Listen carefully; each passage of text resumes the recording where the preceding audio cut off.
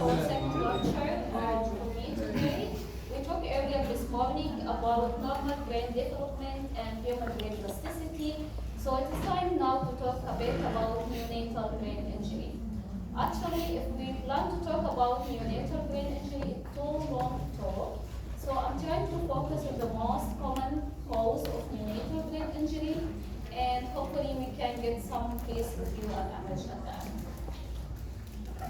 So the objective of my talk today is just to go for the introduction and incidence of neonatal brain injury, common etiology, clinical presentation, image and case review, prognosis, and intervention measurements and that. So as we know, the incidence among the babies that are born as term infants in the United States, 3 in 1,000, will suffer from some degree of neonatal brain injury. So the brain injury in newborn is a complex process involving multiple pathways, multiple etiology, which may complicate the determination of the timing of an injury and early identification of infants at risk for neonatal encephalopathy as well. So much of this injury can occur before birth and may be result from more than one single injury. If we have an abnormal ulcer applied to a critical point on the intra-child life, which is the permanent change in phenotype, disrupting of normal fetal development and leading to fetal programming disturbance or disease. Additionally, the brain development, including maturation and structure, may render the baby more or less susceptible to a brain injury. So when we talk about neonatal brain injury, we will divide it into prenatal cause, prenatal, and postnatal. In terms of prenatal cause of neonatal brain injury, we will talk any maternal systemic disease. For example, severe maternal hypertension, severe maternal diabetes, severe preeclampsia, maternal seizure, and the use of maternal medications such as anti-epileptic medication, and something which is not common in our country, which is alcohol, which can cause fatal alcohol syndrome. Also, when we look for prenatal cause, we look for maternal infection, which can cause congenital infection from the baby, multiple births, and premature births as well. When we look for prenatal causes, we are looking for any abrupt or difficulty at the placenta at the time of delivery or hours before delivery, just in case of early separation of placenta from the uterus, which is named as placental abruptio, or any abnormality or problem in the umbilical cord, such as cord prolapse. Or if you have, for example, large baby who has stuck at the birth canal in case of shoulder dystocia, and the need in this situation for instrumental deliveries such as using a forceps delivery or tolls and ended by traumatic organ death. In terms of postnatal causes of neonatal brain injury, we have wide risk for the causes, and manifestation usually manifests by neonatal encephalopathy and hypoxic ischemic encephalopathy. We have neonatal stroke, involved metabolism, traumatic brain injury as well, cerebral dysgenesis and structural brain abnormalities, cerebral encephalopathy, congenital infection, and congenital heart disease.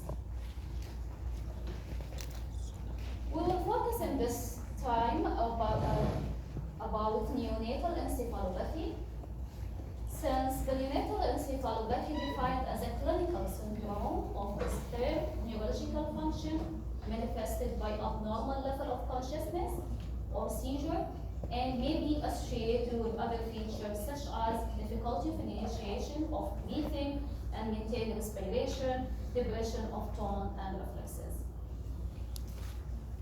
There are many etiologies of neonatal encephalopathy in newborn, such as congenital infection, genetic or neurometabolic disorder, but still hypoxic ischemic encephalopathy when the peripartum or intrapartum hypoxic ischemia is defined as likely the pathogenesis remain the most common cause of neonatal encephalopathy. We will focus on hypoxic ischemic encephalopathy.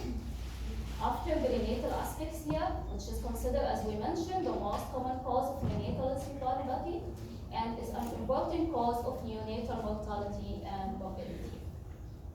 So we are concerned about it because still we are talking about the high mortality rate in case of we have moderate to severe hypoxic ischemic encephalopathy, about 25%. Similarly, the morbidity with the major neurodevelopmental disabilities occur about 20% on the survival of moderate to severe HIE if they didn't get any early intervention.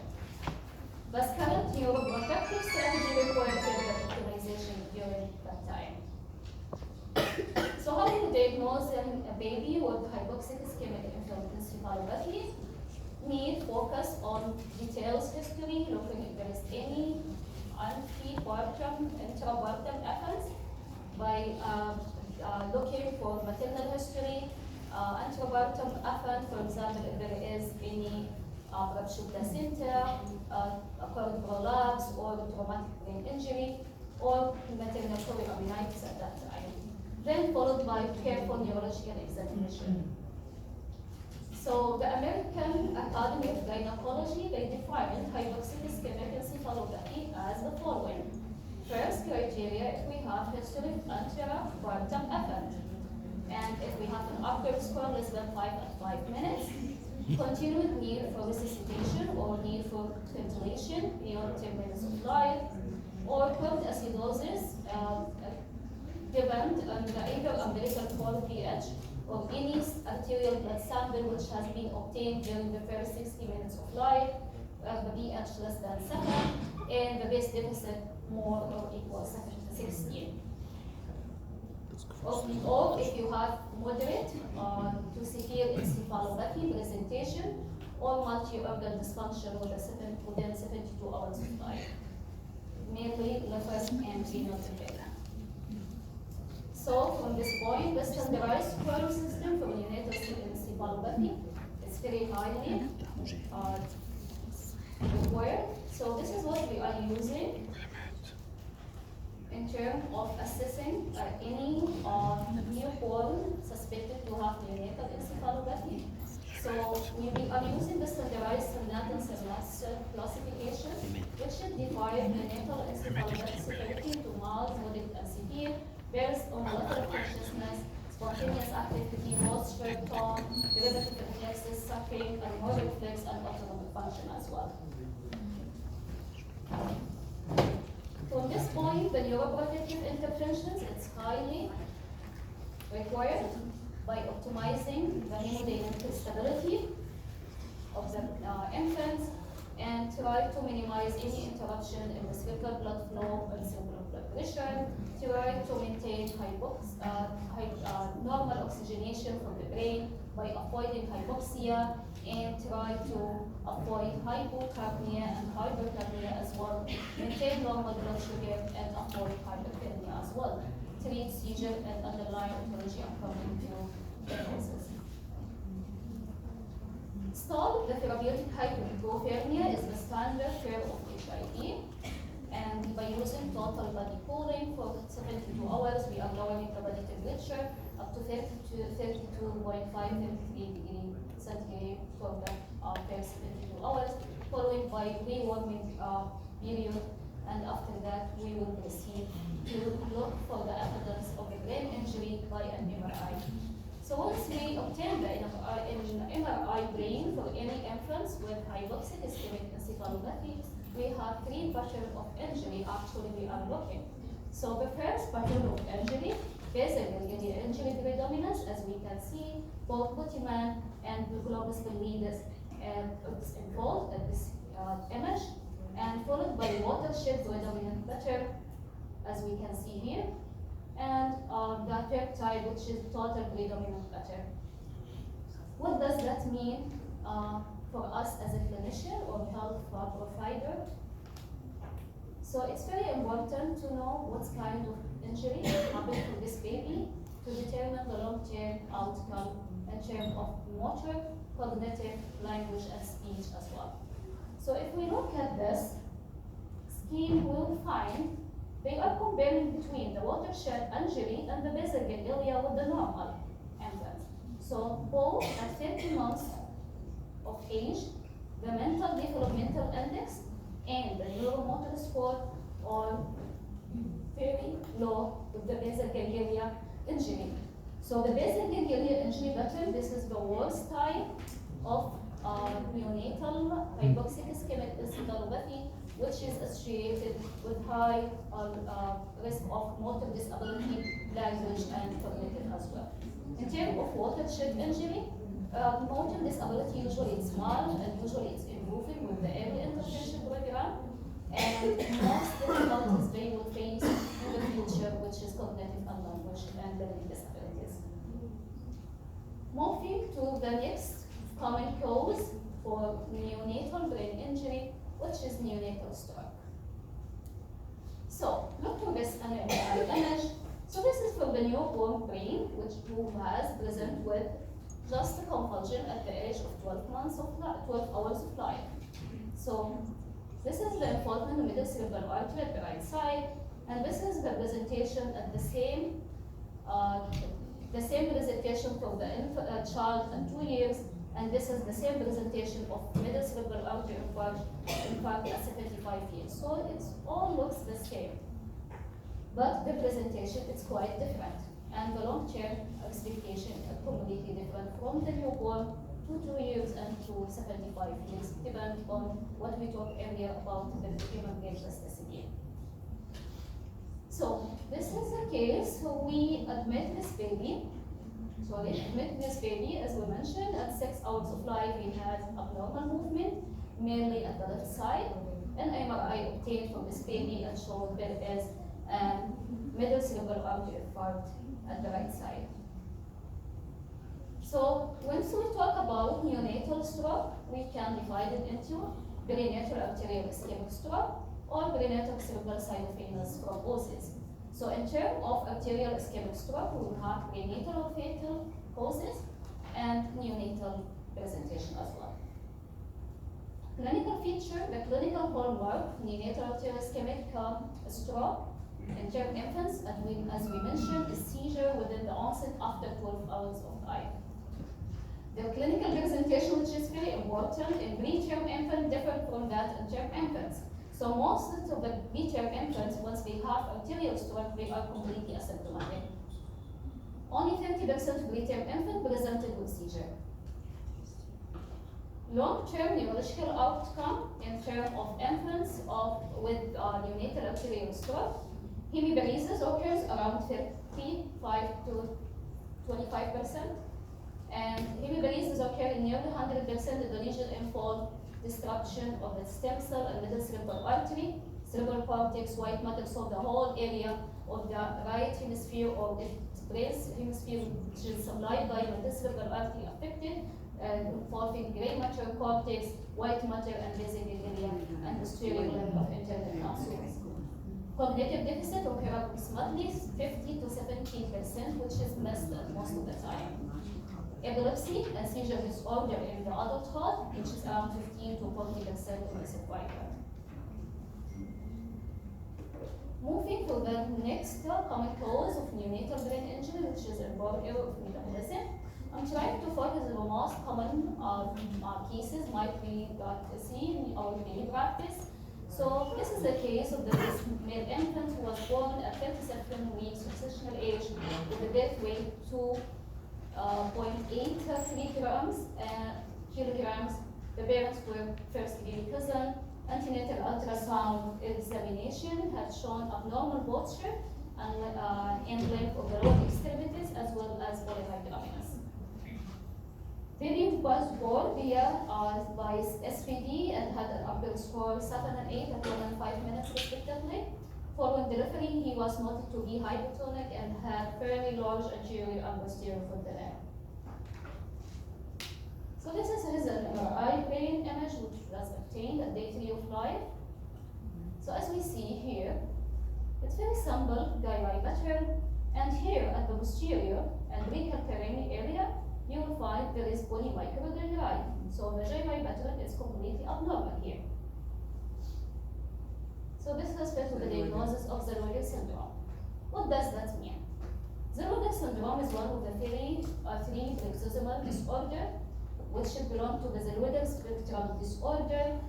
And the other two disorder is neonatal adrenoleukodystrophy and infantile lung disease. The Zellweger syndrome considered the most severe form, and usually it is associated with very poor neurological and neurodevelopmental outcome. The second case is a female infant who was born at 40 weeks gestational age with birth weight of 3.38 kilograms. Delivery was by elective C-section.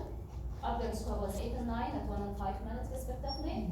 Day 1 of life, she was noticed to be drowsy with food feeding and shallow breathing required mechanical ventilation support. Day of life 2, she developed clinical seizure in the form of hiccups and eye steering. So declaration, we request for an MRI brain, which has been done.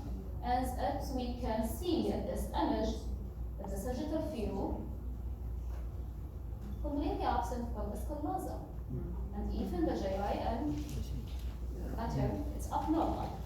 And here, the posterior fossa, it's completely very narrow.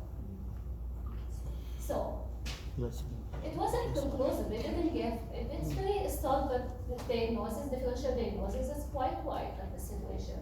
So they proceed for lumbar puncture, which was done. So they sent for CSF glycine, which came high, and plasma glycine as well, which came high, and they looked for the ratio of CSF and plasma ratio, which is high, the upper normal was 0.07.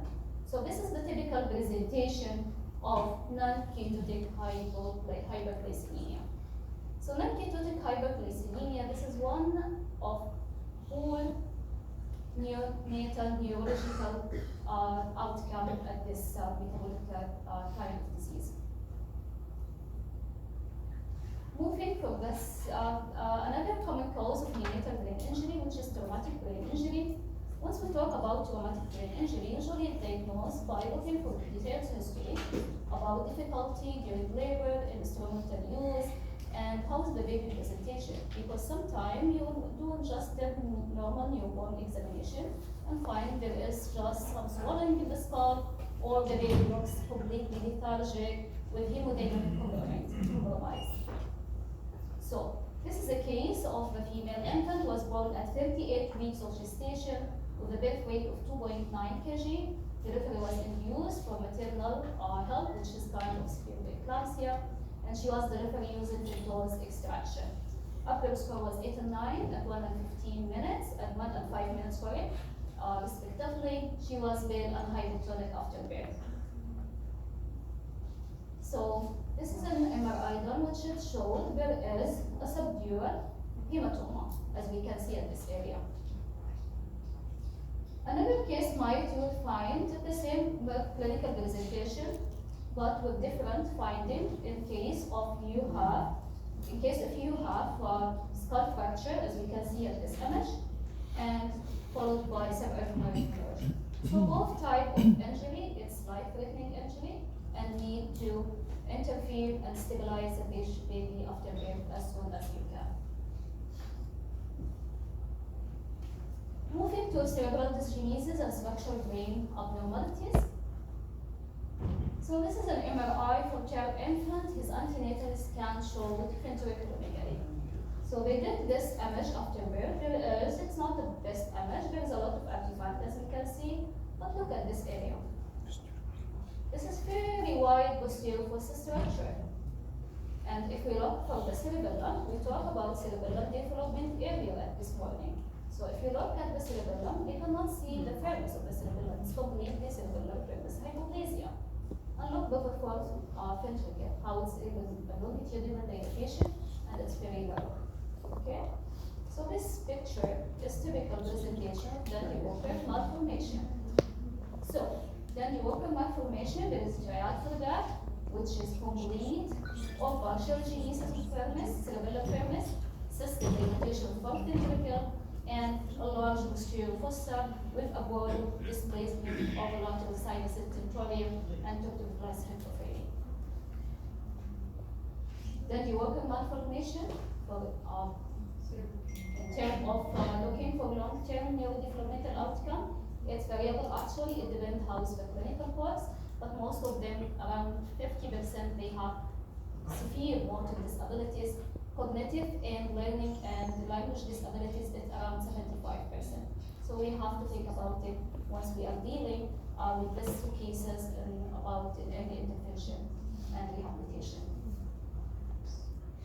Another case, this is a male infant who was born at 40 weeks gestational age with birth weight of 3.6 kg, limited antenatal care.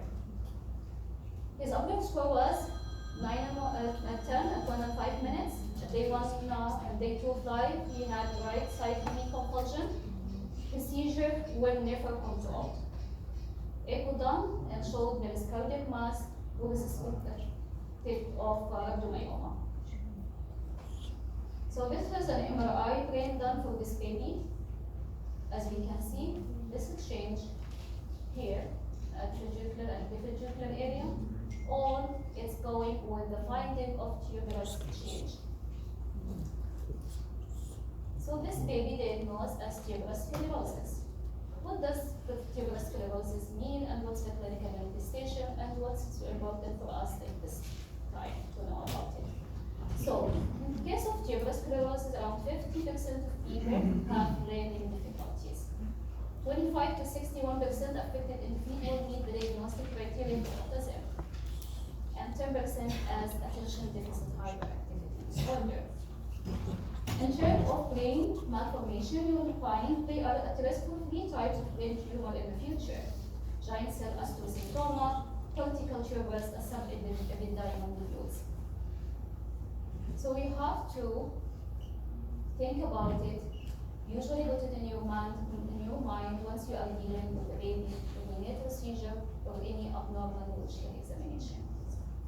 Because it's very important to know what you are dealing with, and as well what's the risk for example motor disability, learning difficulty, autism spectrum, and attention deficit hyperactivity. And this is because we don't want to close the window of the early intervention and rehabilitation program. Moving to the cortical and migration malformation. So I just tried to put a picture for the most common cortical malformation, which is associated with very poor neurological outcome and neurodevelopmental outcome as well in the future. And most of those babies are actually survive up to 3 years of life. For example, once here we have schizencephaly. This is a cleft at cerebral hemisphere. And lysencephaly, this is one kind of migration disorder. As we see, it's very smooth gyral pattern and cortical of gray matter formation. Also, this one is associated with very poor neurological outcome. Most of the babies with lysencephaly die at the first year of life.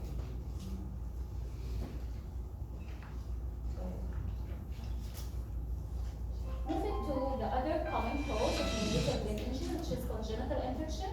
Congenital infection, we are talking specifically about a couple of things, including syphilis, toxoplasmosis, rubella, and cytomegalovirus.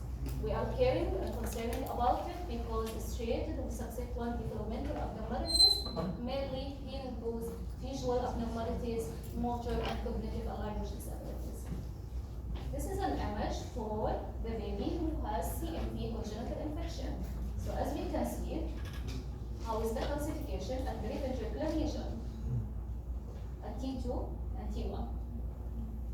Moving to the other image, since we found there is a classification, the position of the classification around the periventricular and all over the ventricular area. It's not specific like the CMV. So this is a typical presentation of toxoplasma congenital infection. Another common cause of neonatal brain injury. Actually, the incidence started to be declined the last century.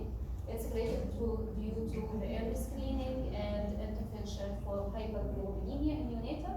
We are talking mainly about unconjugated hyperbilirubinemia. So we will have bilirubin encephalopathy. So in terms of bilirubin encephalopathy connectus, also known as chronic bilirubin encephalopathy, it's chronic, toxic, permanent sequelae of deposition of unconjugated bilirubin in the central nervous system, mainly the deposition of this bilirubin and the basal ganglia That's why it mainly manifests with the motor disabilities, and the child usually will have choreoaffected cerebral palsy, ataxia, and intellectual disabilities. This is an MRI image, as we can see here, for the babies who has kernicterus. So here, both side of basal ganglia, lobus pallidus, it's involved. That's why most of them, they are affected in the future with the severe motor disability and choreoaffected cerebral palsy. Another common cause, which is the awareness about it, started to be increased the last 5 years, which is congenital cyanotic heart disease. In terms of congenital cyanotic heart disease, considered one of the most common rising of white matter injury in newborn. It's account around 60%. And as we can see, this white matter injury is associated mainly with mild motor disability according to the size of the affected area, which part of the brain has been affected, and the effect of this congenital cyanotic heart disease on the white matter of the brain, it can happen in utero. So most of the time, the baby can be completely asymptomatic, but the subsequent assessment, once you see these babies in the clinic, at the age, for example, 8 months, you will find there is subtle motor disabilities, fine motor as well, and at the 18 months with the baby assessment, you will find there is significant cognitive and language disabilities. Moving for premature babies. What about the brain injury in premature babies? So intraventricular hemorrhage is one of the most common brain injury in preterm babies. So looking for this case, this is an extremely born at 24 weeks gestational age. Mom is graphida 2, Byron, seroprotected, Algeria status was unknown. She has a normal anatomical scan at 20 weeks of gestation, and she has prolonged rupture of membrane at 5 days. Prior to delivery, she was received prophylactic antibiotics and complete steroid course. The delivery was via emergency C-section for abnormal fetal Doppler. So baby was born with a birth weight 650 grams. Upper score were 3 and 8 and 1 and 5 minutes respectively. Baby was intubated, received surfactant. Had ultrasound done at day of life 2 due to worsening in his clinical situation, metabolic acidosis, and low hemoglobin, and thrombocytopenia. So this is the common scenario for any ex-preterm babies who is most likely have intraventricular hemorrhage. So this is his head ultrasound, which was done at day of life 2. As we can see, look at the right side ventricle and left side ventricle. You find there is an obesity. This is most likely the related to bleed. So in right side, this is grade 3. As we can see, it's provide more than 50% of the lateral ventricle and with ventricular dilatation. And at the left side, it's grade 4, which is involved intraventricular area. What does that mean for us as a clinician or physiotherapist dealing with this baby? So it depends on the severity of hemorrhage. It's correlated to the long-term outcome. So as we know, the intracranial or intraventricular hemorrhage in preterm classified into 4 grades. Grade 1, usually the incidence of neurological sequelae around 15%. In terms of grade 2, around 25%. Grade 3, 50%. And in terms of grade 4, 75% of long-term neurological disabilities and neurodevelopmental disability as well delayed. So what can we do? So the answer we will know about it in the next step.